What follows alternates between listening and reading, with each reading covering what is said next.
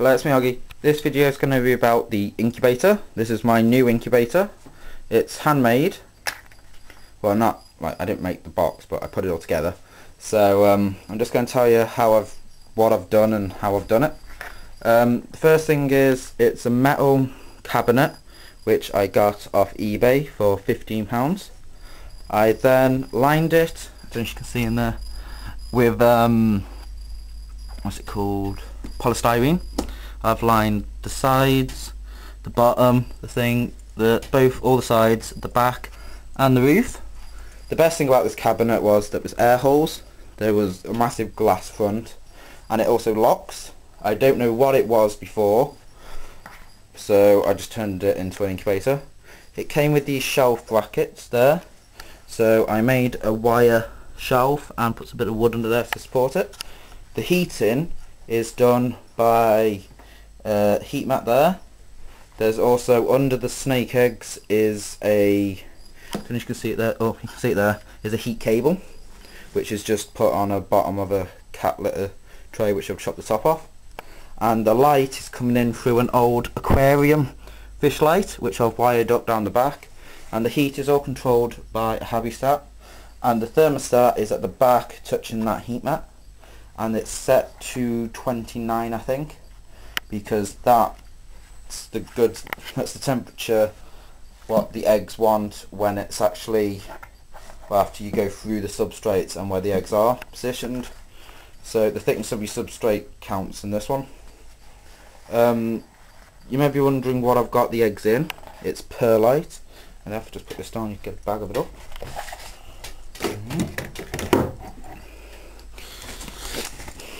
This is perlite. Pretty much exactly the same as vermiculite. It looks like white little pebbles.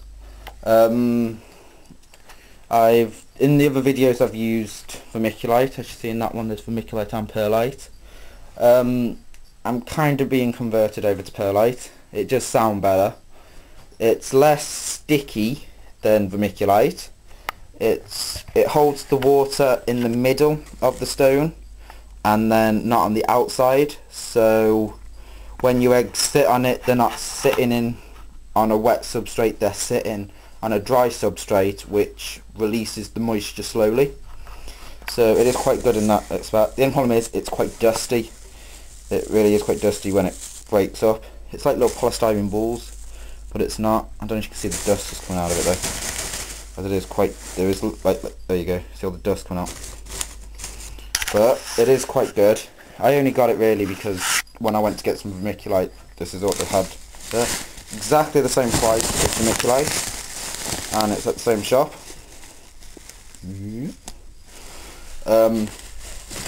And if you want to know where to get vermiculite from, as there's loads of people are asking, vermiculite, go to your garden centre and you'll get it there. It'll be in bedding, seeds and seedlings, and in the potting section it will be in you can either get them in the big bags or little hand sized bags, and it's around $1.99 to $1.50 a bag.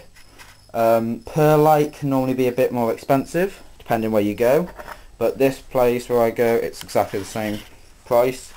Perlite would be in exactly the same place, it should be next door to it. You can also get, I'm pretty sure you can get perlite at your pet shops. You can definitely get vermiculite from your pet shops, especially if it's an exotic pet shop. You will definitely get vermiculite there.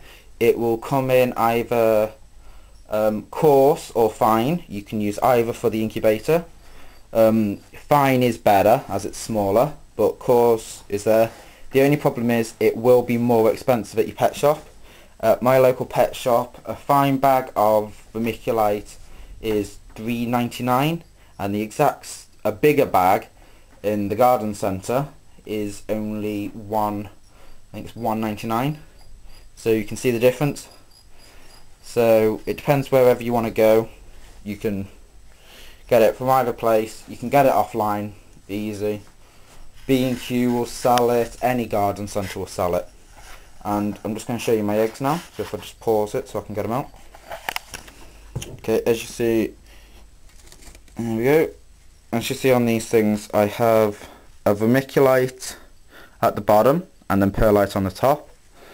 And then, if I just turn the light round, I haven't got my spot lamp up, so I've got this little handheld light, so the light's a bit dodgy. I've got them in the cricket tubs, so it's pretty much like I said in the other video. It's just I've took the top bit and put perlite there. So there's the eggs. These are all leopard gecko eggs. They're all off the 3 female. No, how many have I got now? I'm not actually sure right there. 1, 2, 3, 4, 5 females I've got. I've got the 2 trays are full of them. So I've just dotted them in and put some down the sides. I've still got space to put another one. There's air holes in the lid. And people are asking about watering. It's easy. Get yourself a big watering thing like this. Don't spray the eggs. You don't want water on your eggs. Or you can also get, if I just pass it up here, a syringe like this.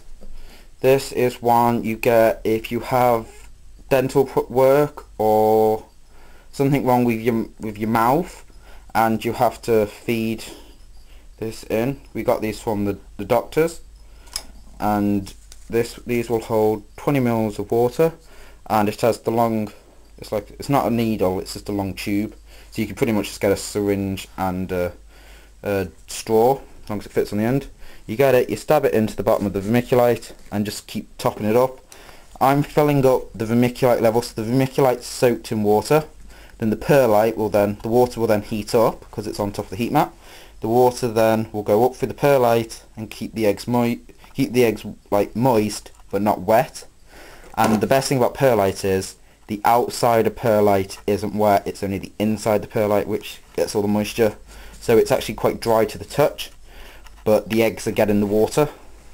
So, and also when you're spraying, or if you're using a syringe, you can go like down here and go around the eggs. Just try not, it doesn't matter if you actually get the eggs a bit, but it is best not to. So it's better not to, but if you can, if you do, it's not that problem. Also, if you, I don't know if you can see it, but see the water that hits the lid?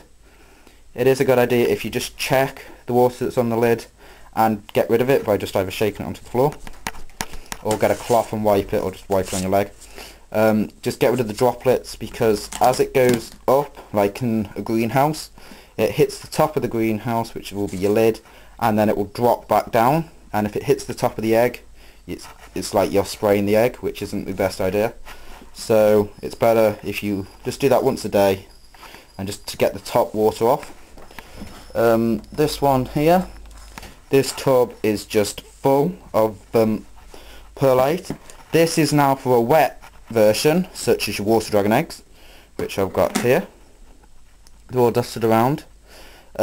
This batch is a bit dodgy. The eggs weren't the best, as it is a first of the year. But I don't know if you can see up here. Up to here is water. It's just solid water. So the humidity's in there is quite good. As yet again, there is water on the lid, so wipe that away. And I'm trying to rush now, so I can get to the corn snake eggs. And then if we just get the corn snake eggs, so I'll just pause it. And then here are my corn snake eggs. They're in a giant Tupperware tub, which sits on top of that heat cable. Some of them are looking good, like that one, that one, that one.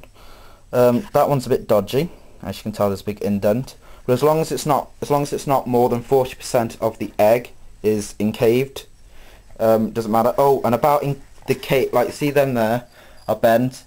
Some of my leopard gecko eggs have got massive indents in them. Don't bin them. Just put more moisture in there.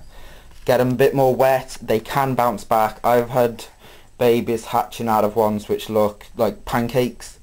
They can hatch. Just keep them in there. If they're not going mouldy, leave them. I don't see the point of taking out a bad egg from the incubator.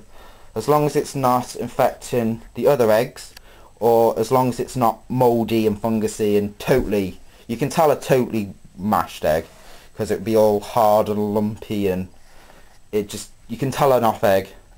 So best thing is leave it in there. If it starts to go fungusy and stinks, take it out. But these are all going to keep in. But this, for the corn snakes, it's like the water dragon eggs. There is quite a bit of moisture at the bottom of that. Not as much as the water dragons, but there we go. So there's the corn snake eggs, and that's why I have my incubator. So bye.